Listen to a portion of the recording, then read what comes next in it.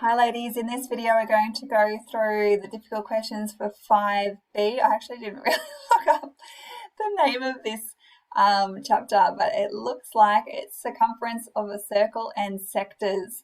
So a sector is just a part of a circle, and you can see in question 6 here that they're all kind of parts of a circle. So think of it as a cake, a round cake, and we've got a quarter of a cake here, there's half, there's another half.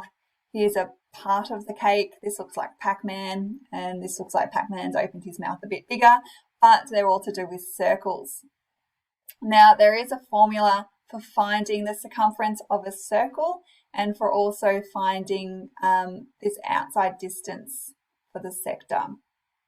All right, so I'm going to write down the two formulas that you do need, but these formulas should also be in your bound reference. So you kind of dealt with the circumference of a circle probably since primary school. So the circumference is just 2 pi r.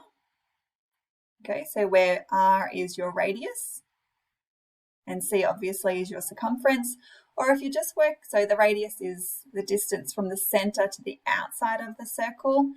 But if you're working with a problem like C, and you can see it goes all the way, that's your diameter. So if you're working with your diameter, then it's just pi d. So d is your diameter.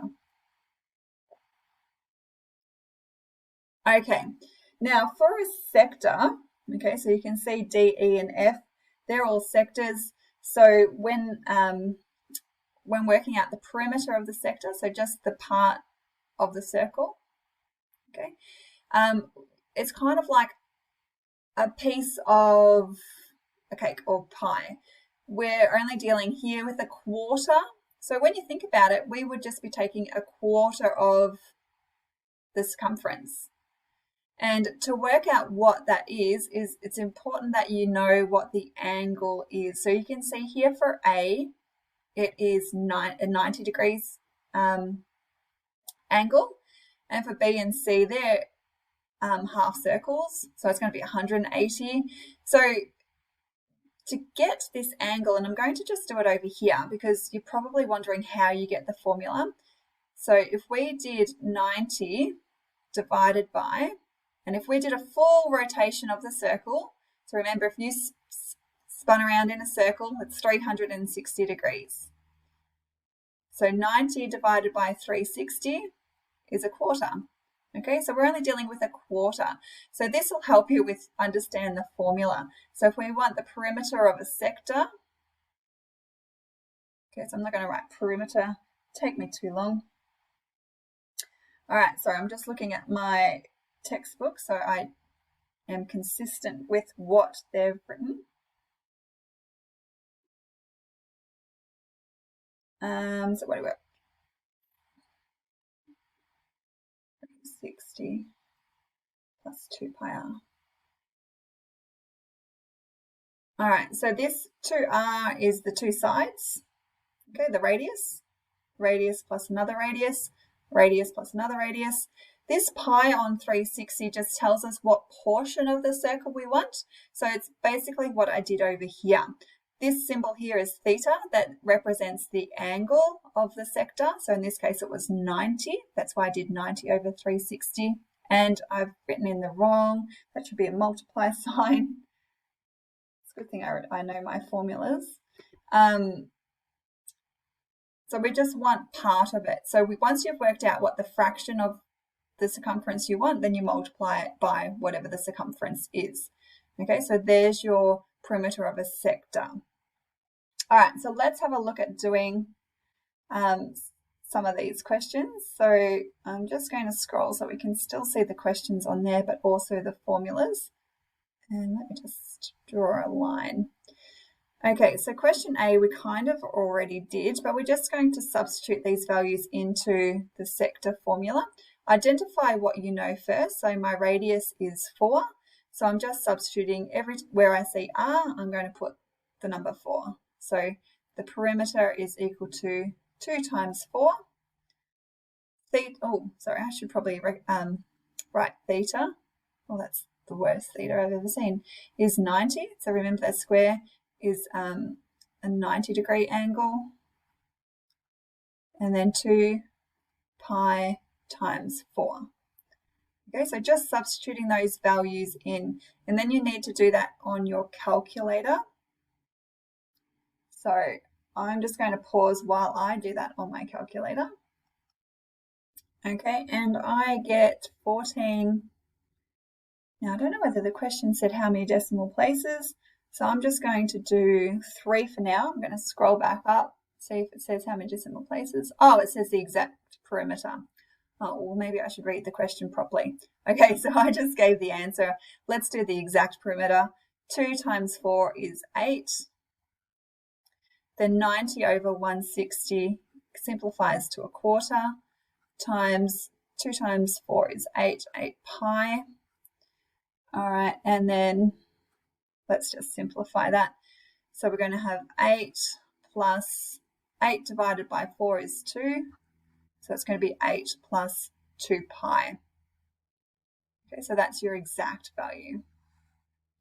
And then, so you've got either this or your approximate value is there to 3 decimal places. Okay, well, the gardeners just used, I think, a leaf blower, so hopefully you can't hear that. So B and C I'm going to skip just because we don't have space for everything and move on to D. Okay, so we'll do question D. Your radius is 6 and your angle is 60. And all we do is substitute them into our perimeter of a sector formula. So we've got 2 times 6. Theta is 60 over 360 times 2 pi times, what was the radius again? 6. Okay, so remember we had to put it in exact form. So 12, 60 over 360 is 1/6 times 12 pi. So that's going to be, why do I write equals? I'm just going to, sorry. The leaf blower is distracting me. 12 over 6 is 2, so it's 12 plus 2 pi. All right, question E and F. So I'm just going to scroll down and I might just do E. Actually, before I do, I've got to remember the 303. Okay. Which one did I say I was going to do? Sorry, E. Okay, so the radius is 3 and your theta is 300. So we've got perimeter is equal to 2 times 3, 2 times your radius, plus 300 over 360 times 2 pi r, 2 pi times 3, because remember the radius is 3. Let's simplify. So 2 times 3 is 6. 300 over 360 simplifies to 5 over 6 as a fraction. Sometimes it's easier to simplify if you're doing all this by hand.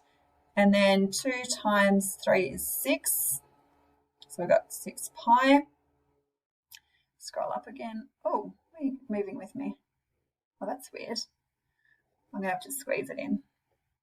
And then what do we have? 6 plus. All right, so this 6 is actually cancelling with this 6. So it's 6 plus 5 pi. So that's your exact value. All right, hopefully it stays there now. All right, moving on to question 10. A wheel of radius 50 centimetres is rolled in a straight line. So if you think about it, if we were to paint around this and we rolled it on the floor, it would leave a straight line.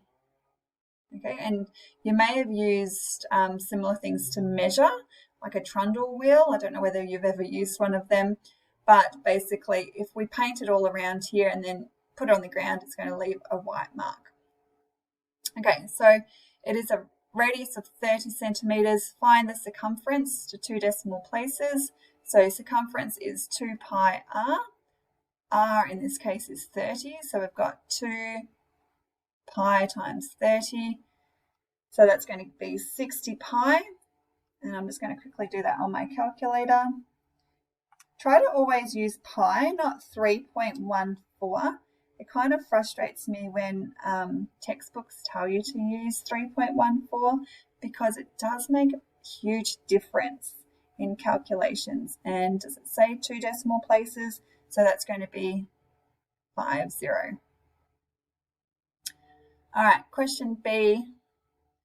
How far corrected 2 decimal places has the wheel rolled after completing 2 rotations? So we're going to do basically 2 lots of the circle. So 2 times 60 pi. So just going to, on my calculator, do times 2.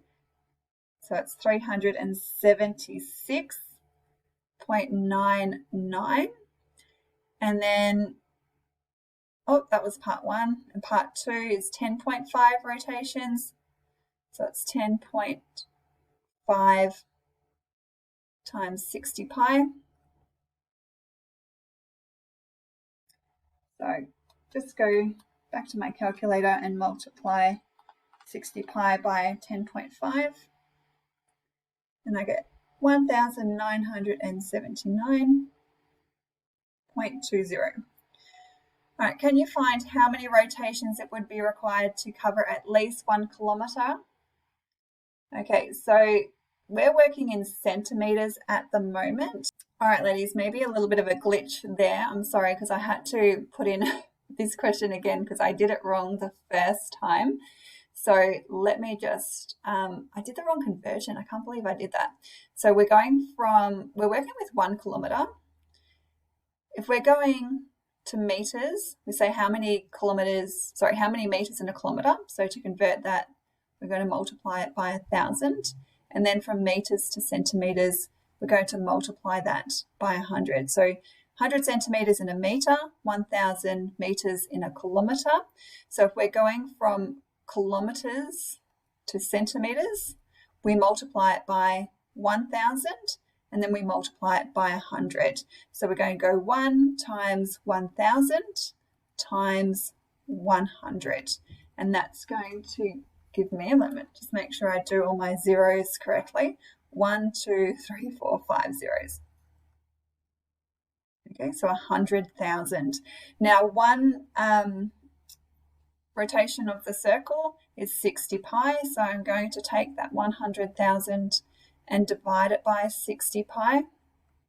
So I just do that on my calculator, and I get 530.516, keeps going. Now, with it does say we need to make 1 kilometre. So if I rounded it to 530, we haven't quite made the kilometre yet. So 530 would still be less than 1 kilometre. So we've got to go another one. So 531 is your answer. Okay. Bye-bye. Oh, no bye. Sorry. That was all I had to insert into the video. You got to keep watching the video. All right, question 12. We know that the rule for the circumference of a circle is c equals 2 pi r. Find the rule for r in terms of c. So we've got c equals 2 pi r. All right, so we want to get r by itself. So let's divide both sides by 2 pi. So that disappears. So r is equal to our circumference over 2 pi. Find the radius of the circle to 1 decimal place if its circumference is 10 centimetres. So probably A is the hard part for this question. All right, so we've got 10 centimetres for the circumference. So your radius is going to be 10 divided by 2 pi. I could do that on the calculator.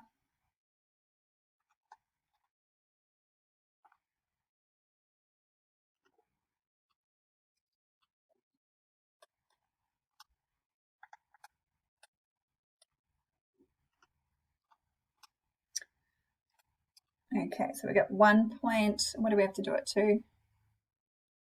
To 1 decimal place, so it's going to be 1.6, and we're dealing with centimetres for this one. Part 2, we're dealing with 25 metres. So the radius is going to be 25 divided by 2 pi. Oh, my writing is terrible today. 25 divided by 2 pi. I hope you're not sitting there saying it's terrible every day, miss.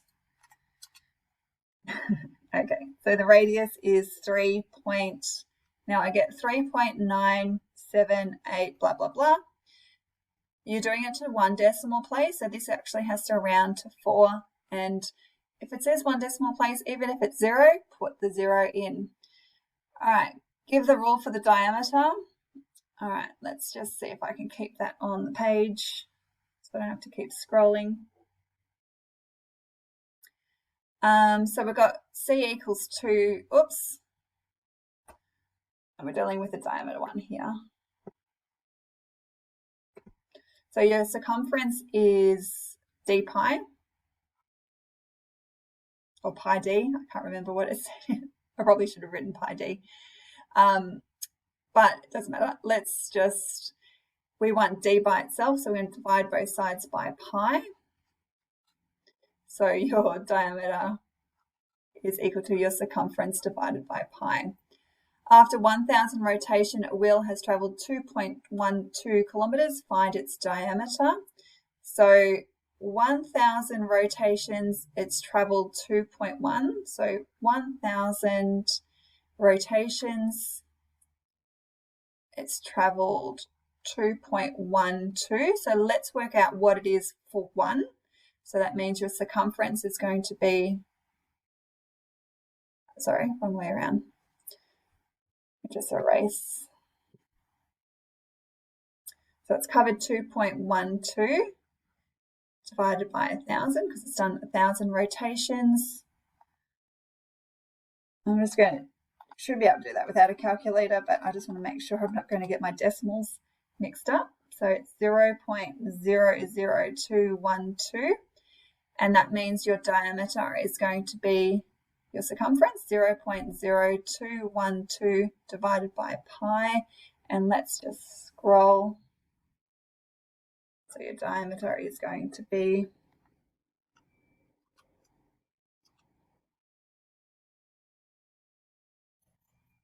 0.0030667, and it's 4 and so on. But that's in kilometers, was it? Okay, so we've got to convert that to centimeters. So we're going to multiply it by 100. So that's in kilometers. So we're going to do 0.00067 times 1,000. All right, so I've just made a mistake, so I'm going to keep going. I did the conversion wrong again. So just recapping, 0.00067. Okay, so that's from kilometers. We're multiplying it by 1,000 and then by 100 because we've got to convert it to centimeters. So just doing that on my calculator to make sure I'm right.